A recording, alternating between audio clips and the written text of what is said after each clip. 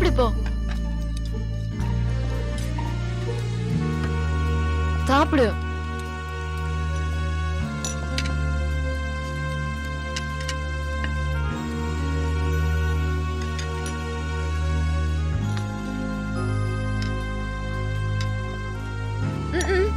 இரு இரு.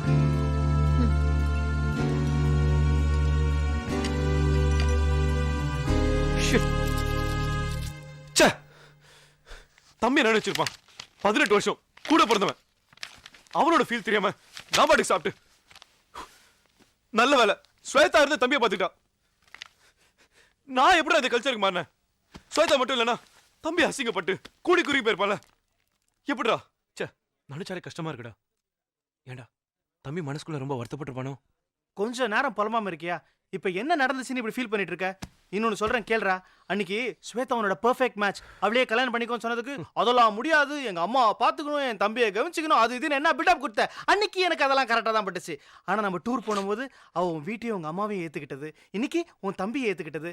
மச்சான் சத்தியமா சொல்றேன்டா, பேசாம அவளையே கல்யாணம் பண்ணிக்கோ. லூஸ் மாதிரி பேசாத. அது வேற இது வேற. இது ஸ்வேதாக்கு இயல்பாவே இருக்கு. நல்ல கேரக்டர். ஓகேடா இதையும் நான் ஒத்துக்கிறேன். ஆனா அன்னைக்கு நீ டேர்ம் ஃபீஸ் கட்ட முடியாம இருந்தப்போ உனக்கே தெரியாம போய் ஃபீஸ் கட்டினால, அது என்னடா அர்த்தம்? ஏய், நம்ம யூனிவர்சிட்டில அப்ப 4-5 பேர் டேர்ம் ஃபீஸ் கட்டாம சுத்திட்டு இருந்தாங்க. அவங்களுக்கு சேர்த்து கட்ட வேண்டியதானே நீ சொல்ற கேரக்டர் இருந்துச்சுனா? So something is there. நல்லா யோசிச்சு பாருடா. கண்டிப்பா அவளுக்கு உன் மேல காதல் இருக்குடா. இல்லாம இதெல்லாம் செய்ய முடியாதுடா. இது காதலுக்காக செஞ்ச விஷயம் சொல்லி அவ கேரக்டர் அசிங்கப்படுத்தாத. காதல் கட்டாயம் இருக்கு. சான்ஸே இல்ல. இருக்குன்னு வச்சுக்கோ. அப்ப என்னடா பண்ணுவ? ஏய், அப்ப என்னடா பண்ணுவ? அப்படி இருக்க முடியாதுடா. அப்படி இருந்தா நான் கொஞ்சம் யோசிக்கிறேன். கரெக்டா? அத தாண்டா நானும் சொல்றேன். இதோ பாருடா, நம்ம கற்பனைக்கு ஏத்த மாதிரியும் நம்ம மனசுக்கு பிடிச்ச மாதிரி இருக்கிற பொண்ணுங்க 1000ல ஒருத்தருக்கு தான் அமையும். அது உனக்கு அமைஞ்சிருக்குடா. மச்சான் ப்ளீஸ்டா, மிஸ் பண்ணிடாதடா. இந்த நேரத்துல எவன்டா அவன்? Hi Venkat. Fine sir. How are you? Fine. Hi, how are you? How are you? நல்லா இருக்கு சார்.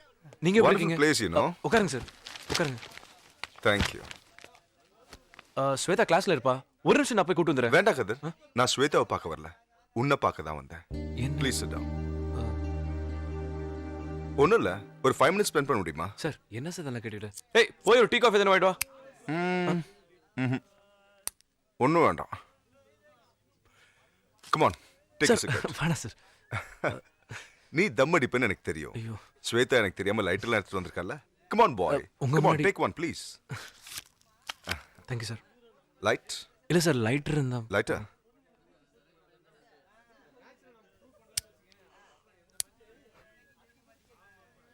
ஒன்னும் இல்ல கதிர். அன்னைக்கு நீங்க எல்லாம் வீட்டுக்கு வந்திருந்தப்போ ஸ்வேதாக்கு ஏப்ரல்ல கல்யாணம் சொன்னேன். இப்ப அதுக்கான வேலையை தொடங்கும் போது எனக்கு இப்ப கல்யாணம் வேண்டாம், நான் இன்னும் படிக்க போறேன்னு சொல்றா. சாதாரணமா ஒரு பொண்ணுகிட்டயோ பையன்கிட்டயோ கல்யாணத்தை பத்தி பேச்சு எடுத்தா எனக்கு இப்ப கல்யாணம் வேண்டாம் தான் சொல்லுவாங்க. ஸ்வேதாவும் அப்படிதான் சொல்றான்னு நினைச்சேன். ஆனா அவ சீரியஸா சொல்றான்னு இப்பதான் தெரியுது. சரி, ஒருவேளை படிக்கிற பொண்ணு யாரையோ லவ் கிவ் பண்றாளோன்னு விசாரிச்சேன். ஆனா யாரையுமே லவ் பண்ணலன்னு சொல்றா. லவ்வும் பண்ணலங்கிறா, கல்யாணமும் வேண்டாங்கிறா. எனக்கு ஒரே குழப்பமா இருக்கு.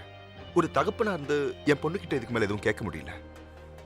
ஆனா ஒரு ஃப்ரெண்டா நீ அவகிட்ட என்ன வேணாலும் கேட்கலாம். கேட்க மட்டும் இல்ல, நீ அவளை இந்த கல்யாணத்துக்கு சம்மதிக்க வைக்கணும். மாப்பிள்ளை பையனுடைய அப்பாவும் நானும் ஃப்ரெண்ட்ஸா மட்டும் இல்ல, பிசினஸ் பார்ட்னராகவும் இருக்கும். இந்த கல்யாணம் நடந்தா எங்க ரிலேஷன்ஷிப், பிசினஸ் ரெண்டுமே கண்டினியூ ஆகும்.